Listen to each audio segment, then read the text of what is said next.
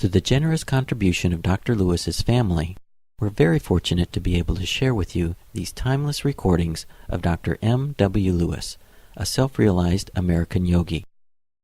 Dr. Lewis was Paramahansa Yogananda's first American disciple and dearest personal friend. The wisdom Dr. Lewis imparts through these teachings will give you a dynamic and practical insight into the ancient science of yoga as taught by Paramahansa Yogananda. This lecture's title is Happiness Through Simplicity and was delivered in San Diego, California on September 29, 1957. Our subject this morning, a few words about happiness through simplicity. Happiness through simplicity. The culprit of our being unhappy is desire. Desire.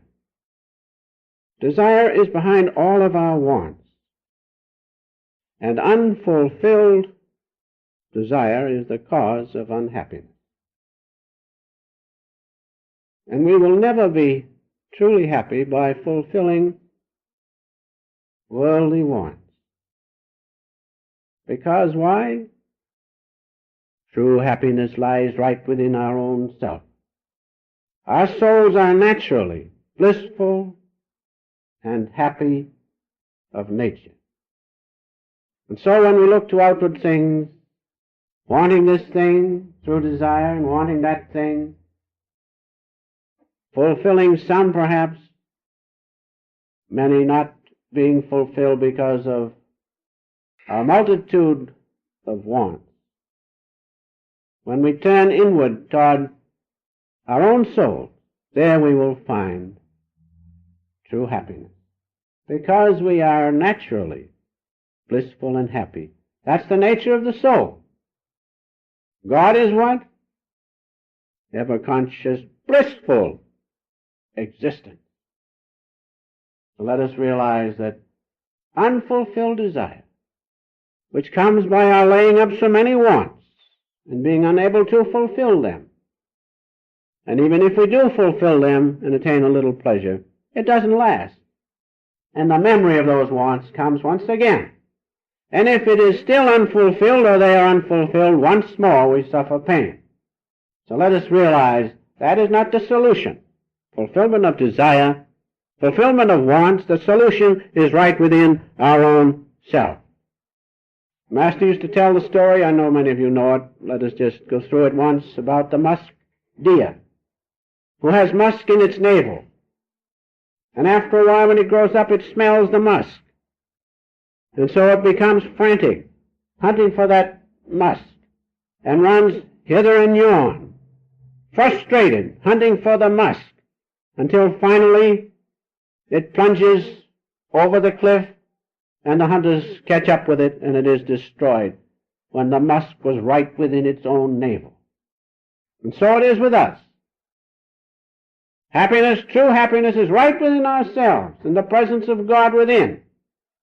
And we're searching for it as the musk deer, all over creation, so to speak.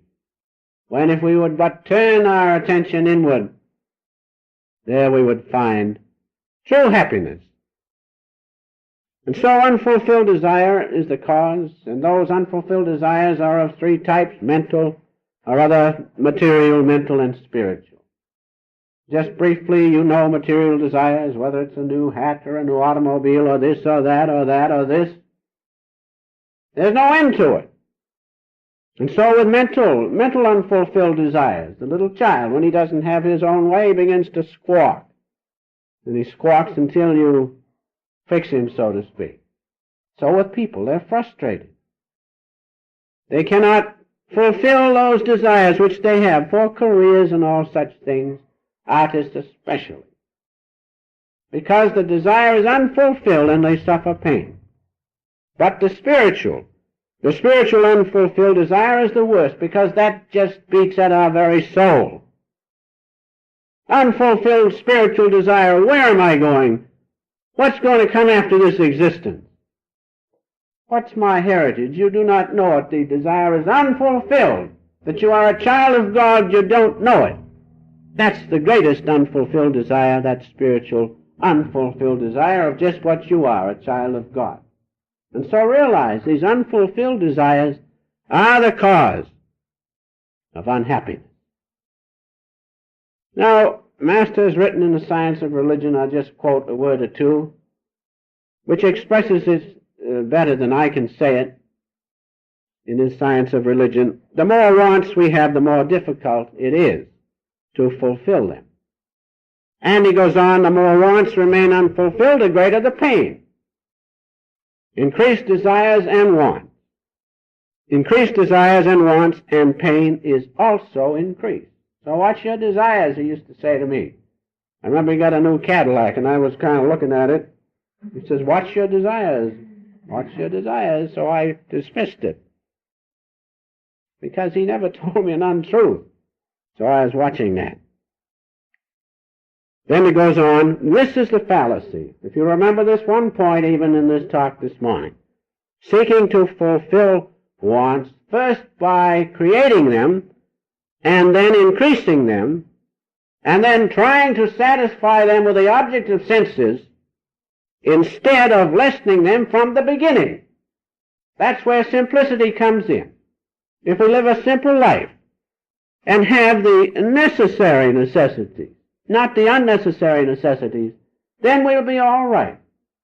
Because I'm sure God didn't want us not to have anything. He wanted us to have what we need, but he did not want us to forget him by too many unnecessary necessities. That's the point which the Master brings out in this little book, The Science of Religion. And even fulfilled desires. Fulfilled desires, they give a little happiness, but as I said in the beginning, it does not last. Desire can give you both pain and pleasure.